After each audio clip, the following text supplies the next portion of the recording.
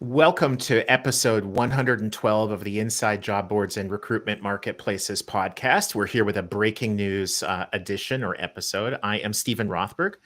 I am the founder of College Recruiter Job Search Site, which believes that every student and recent graduate deserves a great career and that it should be easy and inexpensive for employers to hire them.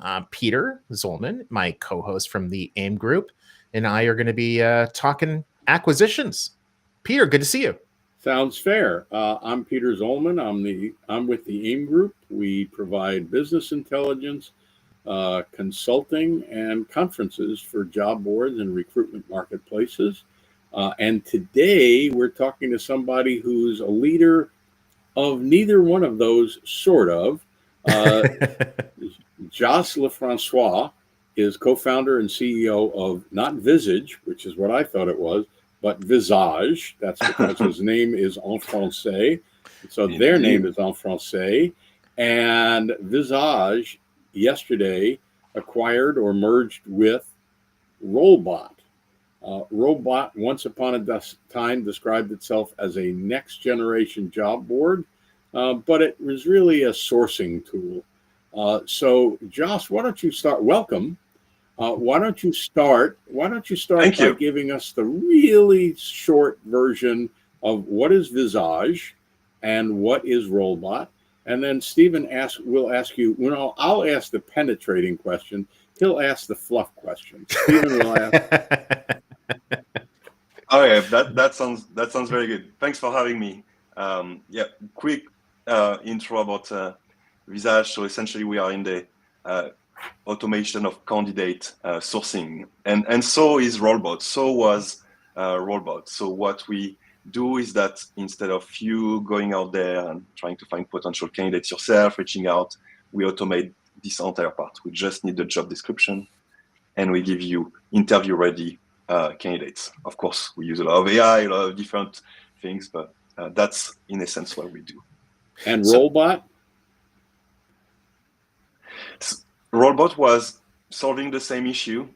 They went on and solved it in different ways, as in the automation and the AI they have built is very complementary to ours. They really focus on the going out there and finding the data, the potential candidates across multiple data sets, whilst we really focus on more the matching and the outreach piece. So this makes a very interesting combination of technology. So it kind of sounds to me that like the way that Rolebot described themselves years ago, like the next generation of job board, it was because they were essentially going to the candidate rather than the candidate coming to them. Is that a fair description? Cool. Yeah, What's interesting about the founder of Rolebot and me, we both come from a recruitment agency background, and we really realized that job boards this is where we are getting our data of sourcing candidates, posting jobs, and so on. So I believe when Rolebot said he was intending to reinvent job boards, that was his way of saying, hey, we are going to build something that automates the, putting a job out there, identifying potential candidates, and bringing them back, as opposed to, compare the technology to an RPO, an agency, or perhaps an ATS. And where do you guys get your revenue? Is it just standard from employers, or do you get any money from the job seekers? And how many employers does each company work with?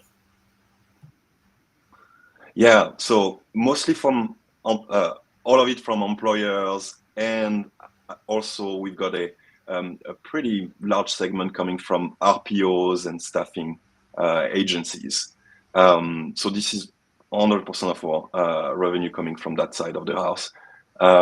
We've got about 45 customers. A lot of them are in the larger size, the likes of Ford, Siemens. So companies that tend to give this to their recruiters so they don't have to do the sourcing themselves. Just give us this job, we automate, the sourcing and the outreach. And so does the software go to LinkedIn, Indeed, Reddit, or whatever, and look for candidates that have the right job title, education, it's work experience, whatever, and then kind of bring it back into a dashboard that employers can then go and say, oh, here are the 47 candidates that are found for me? Is that? So yes, in a sense, that's kind of but let me tell you a little bit more. So when you post the job with us, we are going to then search across 35 plus different data sets. That's going to be our own database. That's going to be public profiles, LinkedIn, but also some private data sets that we have acquired. We also have partnerships with some niche job boards whereby we have access to their data. I can automate that. So it's, thinking about your audience, I think this is an interesting synergy we could explore. We will then, those candidates will come through a ranking system. And then we are going to ask the user, the recruiter, usually an employer, to review a calibration batch of 10 candidates.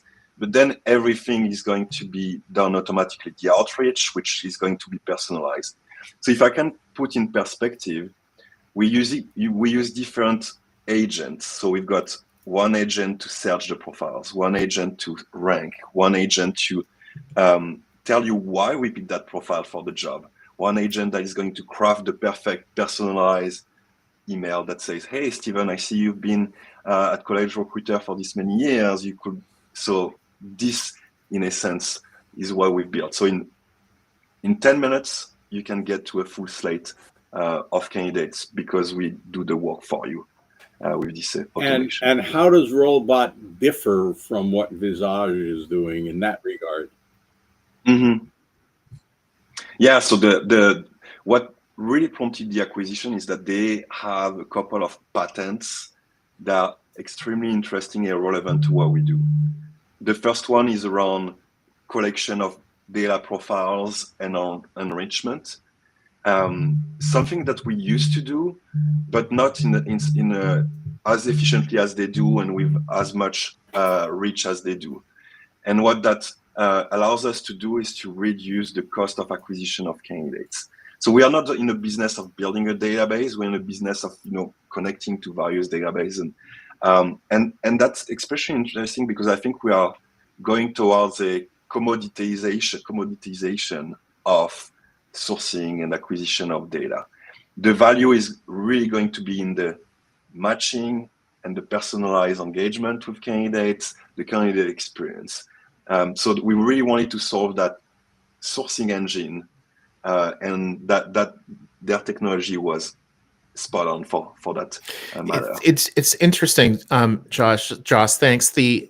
What it's saying to me is that the decision by your team to, well, I don't know if you're using the word acquire or merge, your lawyers probably would counsel you one way or the other. We can leave that aside. But the combination of the two businesses, it sounds to me, and correct me if I'm wrong, is that you had kind of a buy or build decision, right? So is it cheaper? Is it lower risk? Is it going to be faster for Visage to buy this technology, or for us to build it? Is that the process that you because I think that's kind of instructive for a lot of our audience that might have some really interesting technology that sometimes they get acquired for their tech, not for their customers, not for their balance sheet, not for their income statement, but because the company acquiring them, it's like, we could spend the next 2 years building this, or we could buy you now and have this in 2 months.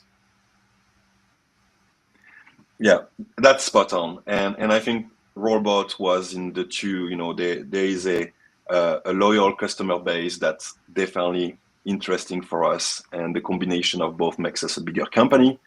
And you're right, the technology, we probably fast forward our roadmap by, I'm going to say 18 to 24 months. But in the process, we also did, because it's like, you may think we could have built what what they built. We could have, but there is a risk associated to that. Whereas seeing it in action, seeing the results that the customers are getting, the ROI, the satisfaction, it was a safer bet. And you're also thinking in the context of, there's a lot of consolidation happening right now in the market. The company's valuations are not what they used to be. And so there was an appetite from our board or investors and theirs to, join forces. So we could, generate critical mass or size is important in what we do. We bring the SOC 2, the enterprise aspect. They bring some interesting patent technology and a customer base. So that makes us. It's going to be more than 1 + 1. It's going to be like 1 + 1 = 3 kind of. Yeah, Peter, I think we have time for another question. You want to grab it? I'm going to take it, and then we'll wrap up. Cool. So how did this all come together? What did you pay?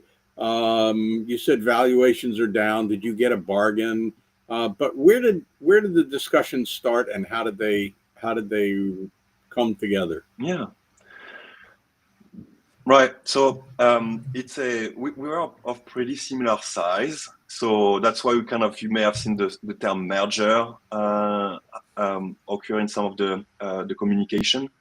There is still some backers behind. We are very fortunate to have the investors of Visage following on, and also on the Rolebot side, we had some additional funds that allowed us, to make that transaction happen. So it was mostly stock swap, but there was a cash component, and some of the team members on the Rolebot side and so on got some to enjoy some exits. Did you approach them? They approached you. You met at a conference and said, "We really ought to get together." Very coincidental. So our lead investor met their lead investors at a networking event. They realized they both had a company that looked the same, similar stage, and they started contemplating what we'd look like together.